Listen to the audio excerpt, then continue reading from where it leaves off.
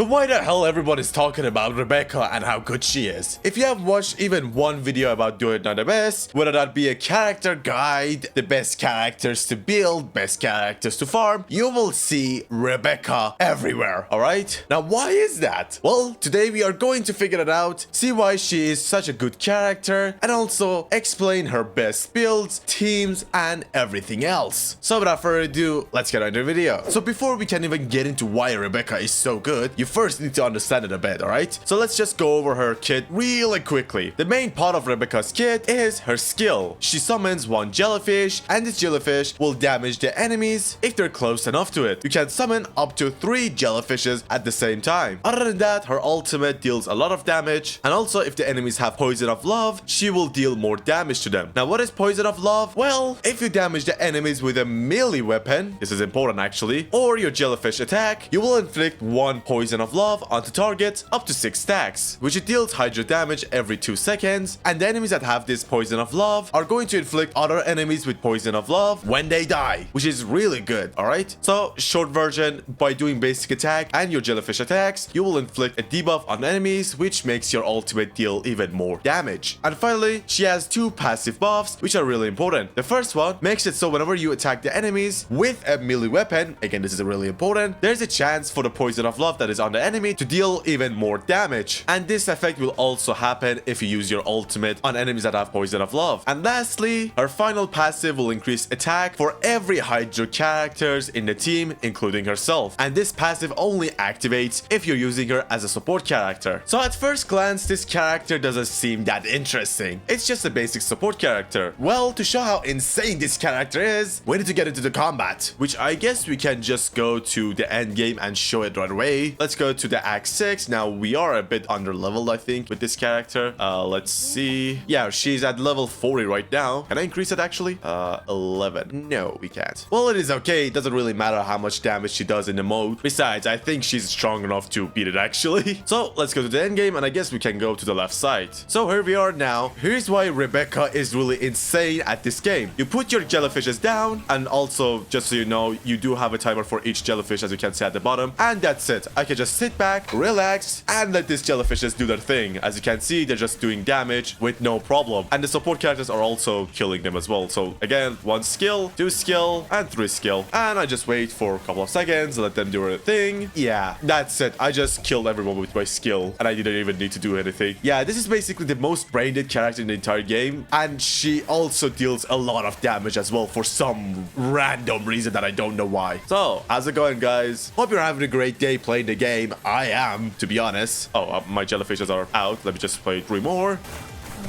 Anyway, so what was I saying? Yeah, you have noticed the little bird on my head, right? Look at this cutie. All right, we're finished with this trial as well. Jesus. All right, now other than the skill, she does have other things. Like for example, her ultimate also deals a lot of damage.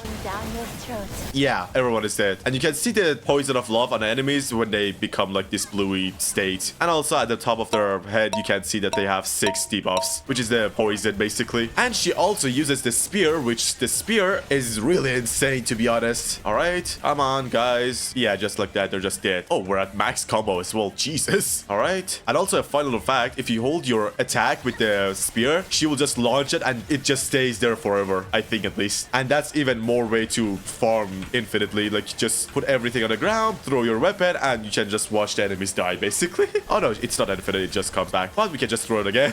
Her best weapon is also a grenade launcher. Now, be careful, if you hit this too close, you'll get stunned, as you can see. So make sure that you're a bit away from the enemies. And there are different variations of this grenade launcher, but this one just stuns me whenever I use it closely. All right, now we're at the boss. Now we can see how insane this character is with this as well. Let's just put down 3 jellyfishes. Come on, apply the poison of love, and then use our ultimate. Come on. And the boss is just broken. Damn. Now, this character is probably not a great character for boss killing. As you can see, she has a lot of area damage, but not a lot of single target damage, which might be annoying against bosses. And this is not why she's really insane. Like, boss killing is not her specialty. The specialty is just killing normal enemies with no problem, and just you don't have to do anything. Okay, he's doing this thing. God damn it. I'm just gonna stay here. Thank you. Are you done, buddy? Wow, what a great mechanic. And I don't have enough sanity. God damn it. Let's just do some grenade launchers, I guess. We love this. Come on. Nice. Okay, let's use skill. Another skill. Come on. Okay, and he's just broken. Damn, the poisons actually like really break him fast. Let's do some damage. Just like this. Come on. And then use our finisher. Nice. We can probably kill him. Oh no, never mind. He's in a second state. Oh, finally some normal enemies, but that we can get some sanity back. Now with the spear, as you can see, like we are getting our combos really fast. And just like that, we are at a S combo, which we can use our heavy attack to destroy him. Nice. Nice. Use the summons. Okay, we finally got 3 jellyfishes again. Where is he? Okay, use our ultimate. Come on.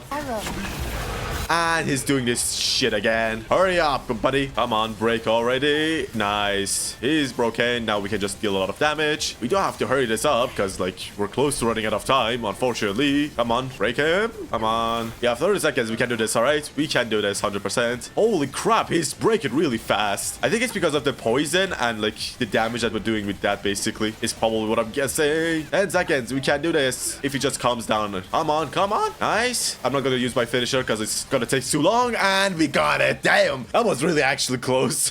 But again, this character is not meant for boss killing. She's meant for area damage, and also she's mainly a support character, to be honest. But let's get out of here. So yeah, as you saw there, this character is insane simply because of his jellyfishes. All right, they're like, these jellyfishes just do a lot of damage within a certain area, and it's just great for farming. All right, this character is just, I think right now, the best character that you can use for farming. All right, simply you just go into a commission that doesn't need you to move around that much, and you just need to kill enemies, and you can just pop 3 jellyfishes and let them do their thing, or you can just use her as a support and let the AI do its thing. All right, both are valid options. Now for this last part, we're gonna talk about her build and how you can maximize her potential and her damage to farm with her even faster. All right, now first off, for her skill, leveling up the jellyfish is the most important part. Kind of obvious, this is just the main part of her, and then after that you can go with the ultimate, then her passive, and make sure to get these 2 extra passives because they help a lot, unless like you're going for her as a main DPS, which then you can ignore this one, I guess. For her copies, the most important one is probably gonna be her second one, which increases the maximum jellyfish count that you can put on the ground to 5, which means you can have 5 jellyfishes on the ground. Now be careful, because if you get this and you don't have enough sanity, it's just useless. All right, so you need to have enough sanity, which I will tell you guys how to get even more sanity. All right, because there is a couple of ways that you can do that, but the other ones also increase a lot of damage. It's mostly going to be about poison of love, which is great, to be honest. Now for demon wedges, I'm not going to talk about demon wedges. Just as I said in the previous videos, I don't know everything about the demon wedges yet, and no one really knows. Even if you read through them, we have to see how well they are, what is the meta and all that. But I will say the most important thing that you need to get for a demon wedge is one that gives you extra sanity, and also I guess max sanity works as well. But more importantly is gonna be this demon wedge, which increases your sanity recharge by a couple of points for every 3 seconds. Basically, you just get more sanity back passively. Now there are a lot of variations for this, and you need to get one that is good for her element, which is hydro, so be careful with that. But that is like one of the most important things that you can get for a demon wedge. Now for a melee weapon, her main weapon is going to be a polearm, and there are a lot of options that you can use with her. Actually, the normal polearm that you get from just doing the story is great for her. It increases the attack speed, and also you deal more damage to enemies that have a debuff on them, which is perfect for her, to be honest. Other than that, this one is also okay if you're using this on another character. The psychic weapon, it doesn't work on her, to be honest, or at least from what I'm seeing. But finally, the best weapon for her is going to be this one, which she gets a lot of skill range, and also by doing normal attack, you will get attack speed, which is great, to be honest. And as you can see, like the colors match, so this is probably like her signature weapon as well. But this one is also really good. I think these two are actually really close, which is great, to be honest. And for the weapon demon wedge, what you need to have is this demon wedge. All right, basically there are a couple of demon wedges for polearms, which they help the weapon do more AoE attacks with the normal attacks, which let me show you. All right, so with this demon wedge, the normal attacks look like this,